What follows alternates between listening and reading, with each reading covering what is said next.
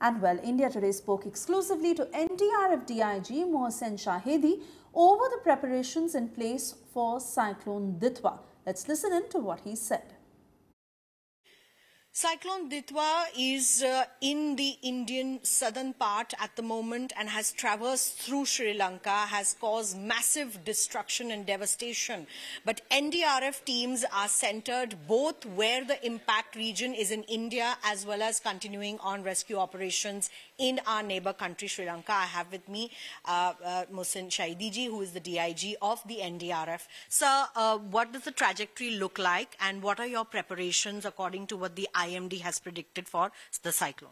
See, as you can see on the map, this cyclone trajectory shows that, the cyclonic storm which was developed, circulation that developed into a cyclonic storm on 27th, and it has moved, through Sri Lanka. Now it is moving towards the coastal regions of Tamil Nadu and Andhra Pradesh, and it is expected that on 30th, that is tomorrow morning, it will be at the closest point near, Tamil Nadu, and it could be a distance of between 25 to 60 kilometers at the closest point.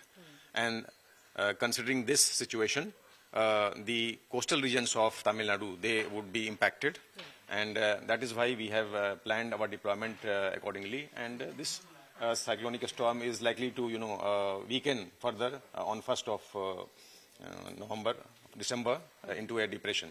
Right. So right now our focus is for today and tomorrow, and keeping this in view, we have deployed 14 teams. As you can see on this map, 14 teams have been deployed in the coastal areas of Tamil Nadu, and also we have provided for the teams in Andhra Pradesh, the southern part of the Andhra Pradesh, where there could be slight impact.